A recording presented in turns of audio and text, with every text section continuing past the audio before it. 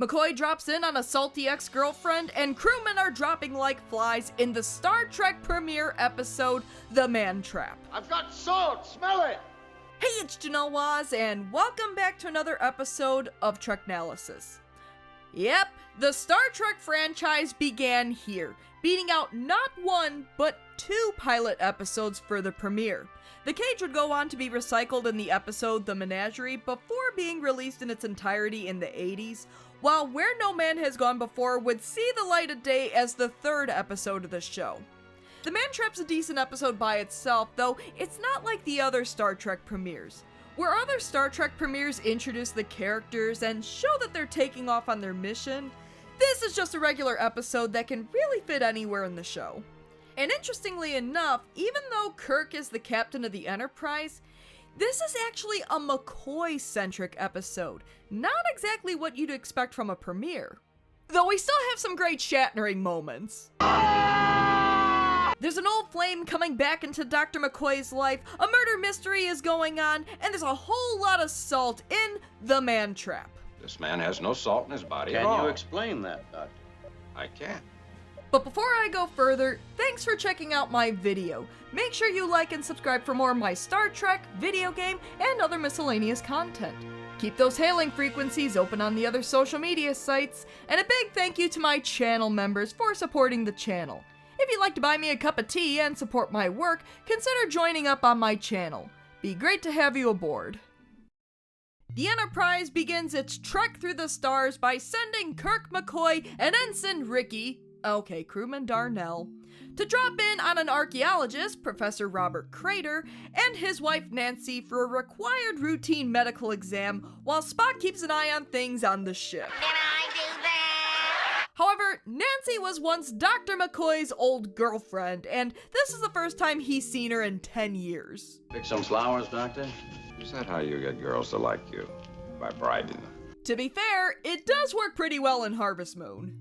Also, Jim? She's married. Well, there's no hard feelings between the two, and Bones even suggests that she might not even remember him. Leonard, hello.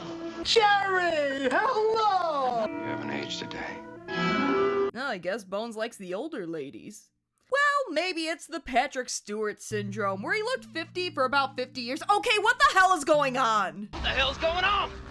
I mean, what the hell is going on? Bones is seeing his old girlfriend as he remembered her in her youth. Kirk sees an older woman. Darnell is seeing some hot chick. Nancy's calling McCoy his old nickname. And let Plum examine me all alone? Plum. Plum? Come on, that's a Worf nickname. After the thing he loves most. Prune juice, chilled. Fruit juice. If you say so. Well, this is getting a little weird, and Dr. McCoy doesn't want to be alone with an ex-girlfriend, so she goes to get Bob, reverting to a hot 60s go-go chick for Darnell to follow. She looks exactly as I knew her 12 years ago. A girl of 25. 25? That ain't no 25-year-old! I get that people tended to look older back then. Heck, that's what Sean Connery looked like in his 30s. But come on, she doesn't look anywhere near 25. She doesn't look a day over 30. Try almost 40. Hardly 25. Anyways, Kirk, McCoy, and Darnell have all met Nancy, but all three of them are seeing different women. However, everyone can agree that that's Professor Bob, and he wants everyone off the planet. We don't want any more visitors, well-wishers, or distant relations. But before you guys go, we could really use some salt. This is an arid planet, salt helps you stay hydrated. Hell, we'll even take a deer salt lick. But McCoy is legally and contractually obligated to give the exam, so... Say Professor. He's all yours, Plum. Dr. McCoy. Jeez, chill, Jim! Nah, they're good friends, and I'm assuming this is just banter between a couple of buddies. The conversation then turns to Nancy, and the professor is kinda concerned that they've already seen her. Which is a little weird because she went to get him when they got there, right? But this is where Kirk and McCoy start to compare notes about how Nancy looks. According to McCoy, she hasn't aged a day since the 15th anniversary of her 25th birthday and doesn't even have any gray hair. You haven't aged a day. She's got some gray, Bones. And it's not even a touch of gray either. But I'm sure it's just McCoy looking at her through non-gray tinted glasses. Next time he sees her, she'll look her age. Which is just in a few seconds. Oh no, Darnell is dead. Who could have seen that coming? And all while eating the deadliest salad. Just a salad. Just a salad. Just a salad. Well, according to Nancy the Grey, who's struggling to speak through non-existent tears, she ran across Darnell eating a Borgia plant, and wouldn't you know it, he ate it before she had a chance to tell him it was poisonous. Also, I have to point out that everyone in this scene is very sweaty, except for Nancy. Not sure that's intentional foreshadowing or not, but it kinda works in the context of this episode. Well, the yearly checkups are on hold until they figure out what to do with Darnell, but there's one thing on Nancy Crater's mind. Salt. Did ask him about more salt tablets. I need my salt. Give me my salt! Meanwhile, on the Enterprise, Uhura's making a play for Spock with some very subtle flirting. Why don't you tell me I'm an attractive young lady? Or ask me if I've ever been in love? Because why would anyone ask a coworker that? Yeah, early Star Trek tried to make Uhura and Spock a thing, so it wasn't completely out of the blue in the J.J. Abrams movies, but it was dropped pretty quickly, and we got more out of Spock and Nurse Chapel, and Uhura and Scotty for some reason. Also, Spock shuts down the flirting pretty quickly. Tell me how your planet Vulcan looks on a lazy evening when the moon is full. Vulcan has no moon. But all this playful banter is interrupted by word that the landing party has returned and there's one dead. Spock's like, okay, and Uhura can't believe he's being so blasé about it. After all, Captain Kirk could be dead. It could be Captain Kirk. He's the closest thing you have to a friend. Nah, it's just Ensign Ricky. In fact, according to Bones, this man shouldn't even be dead. His shirt's the wrong color. The tests even show that he didn't even eat the plant, and even if he did, those weird face circles aren't a symptom. Even though Nancy claimed that he ate the plant. And with a dead man on the table, Bones decides that now's the right moment to muse about Nancy. I swear, Jim, when I first saw her, she looked just as I'd known her 10 years ago. People are dying, Doc! This is like Geordi getting a back massage when they're all about to die of radiation poisoning.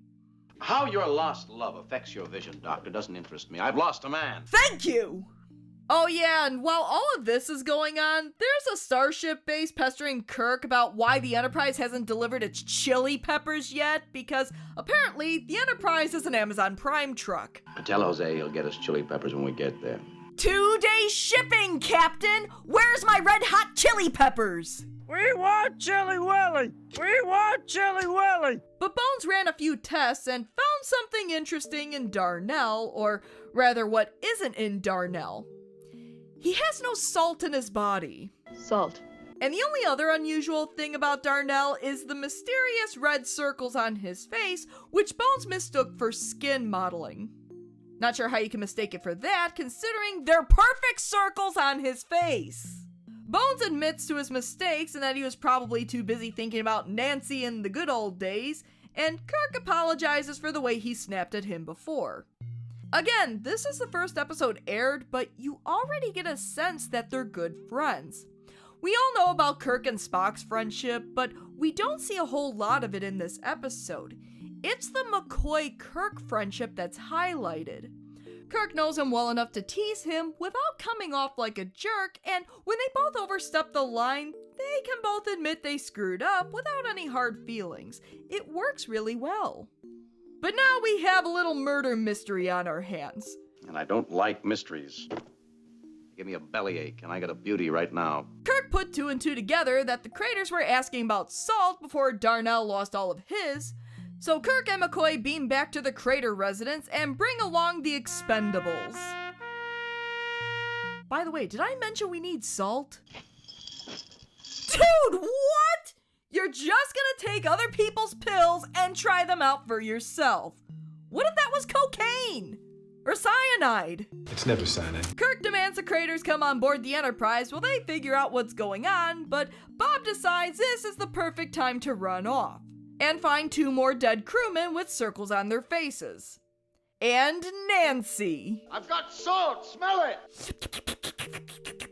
The Craters are on the run, but Nancy gives everyone the slip by turning into crewman green, with Kirk and McCoy none the wiser.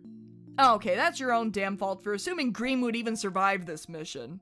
But oh no, here's McCoy forgetting to keep his mind on his job. Nancy's out there, she could be in danger, she could need Salt. Stop thinking with your glands. Oh, that's rich coming from you, Kirk.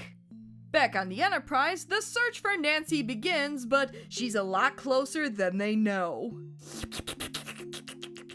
Actually, this might be the first time a guy looked at Janice and wasn't interested in her. How'd you like to have her as your own personal yeoman? So Janice is delivering food to the botany section too, while the other guy not interested in her, who's tending plants that are clearly a hand in a glove. I keep expecting one of these plants of yours to grab me. Well, well, well, look who has an extra salt shaker.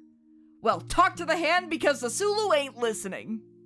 Oh no, they're on to her. Better turn into a nice sexy man for her to be mesmerized by, dropping a couple of sweet lines in Swahili.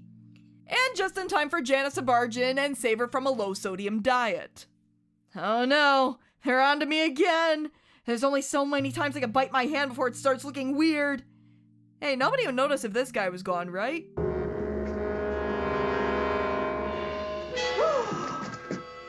Look at his face. Well, better turn into the one person everyone's looking for, Nancy.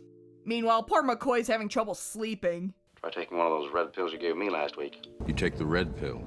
You stay in Wonderland. Heck, Bones is so lovesick that he doesn't even notice that Nancy is behaving strangely.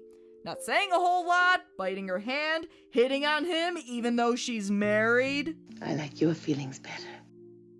My God, you're... Salt. Okay, that's how many officers she's impersonated now? And while Nancy's doing the worst job blending in, Kirk is munching on some cubes while his crew keeps getting picked off one by one, so he and Spock head to the planet to talk to Bob. Obviously, taking him alive is going to be difficult. Yeah, no shit. Now, there's nothing I can say to prepare you for the Three Stooges-esque scene I'm about to show you, so here it is.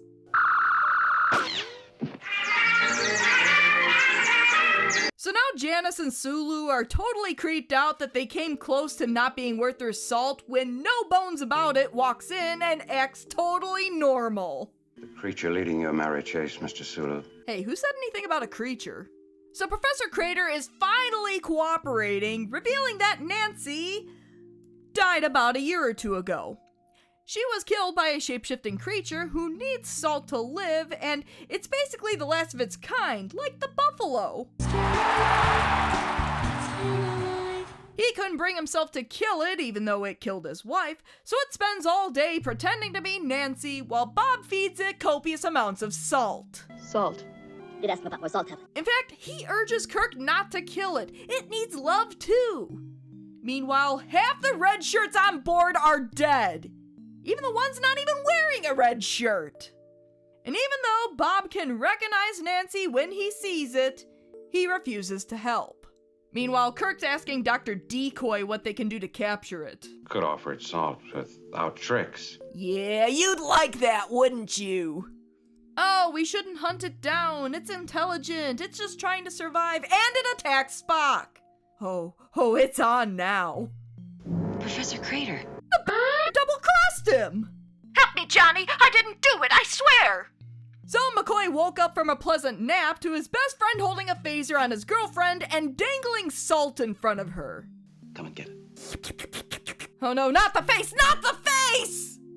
And in case the post-nap stupor wasn't weird enough, Spock runs in and starts smacking Nancy around. And McCoy is left with a phaser in his hand and a terrible choice. Now, sure, this seems like a no-brainer, right?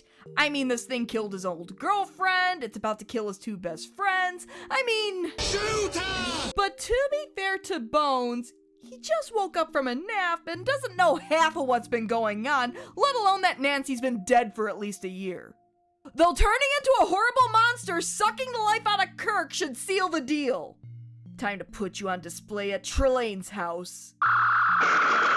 Don't worry, Bones. Salty girlfriends come and go, but your bros are forever. And that was The Man Trap, the very first episode of Star Trek that aired. But does it make a good first episode? It's decent enough. It does do a good job establishing the show, from its format of a sci-fi show with a human element to its recurring themes. Where future Star Trek characters would often evolve as the show goes on, these are the characters you've come to know and love throughout the series. Kirk's still Kirk, even though he's not quite the ladies' man we've come to expect. Spock still has his stoicism, though he has an appropriately emotional outburst. McCoy is still the competent doctor working through a problem, though he's compromised by the memory of the woman he loved. Heck, the friendships between the three characters are established right from the start, and you get a sense that these three have known each other for a long time. We as the audience buy that these three are friends, even though this is the first time we're seeing them. It's not forced and feels natural, and that's not easy to do. Now, the episode is decent as is, but I do think it's held back by the fact that we know Nancy's behind all the crewmen deaths early on, which should have been a mystery that was built up throughout the episode. Imagine if different crewmen kept dying and you as the audience didn't know why. You would be on the same suspenseful journey as Kirk, McCoy, and Spock, trying to figure out why everyone's dropping like flies and some of the crewmen are acting strangely. Heck, Nancy could have seemed innocent, and maybe it's Professor Crater behind everything. He did want them to leave. But then you come to realize through different clues that Nancy is ultimately behind it. It's that kind of suspense that keeps you watching. But instead, we already know that Nancy is the antagonist, and the suspense comes from whether she'll be caught or not, which she most likely will be in an episodic show like this. The episode is fine as is, but it really could have built up the mystery and suspense of the story for a more memorable experience. But I'm not gonna be salty about it. Salt. Did ask him about more salt tablets. So what did you think of The Man Trap? Did you love it? Did you hate it? Does it make for a good premiere episode? Would you have preferred if one of the pilots was the premiere episode instead? Either The Cage, which probably would have made for a different show, or Where No Man Has Gone Before. And what's your favorite Star Trek premiere episode? Please leave comments below and discuss. As always, thanks for tuning in to another episode of Treknalysis. If you like what you see, why not give my video a like and subscribe to my channel? Tell your friends! Until next time... So she's a handsome woman, yes, but hardly 25.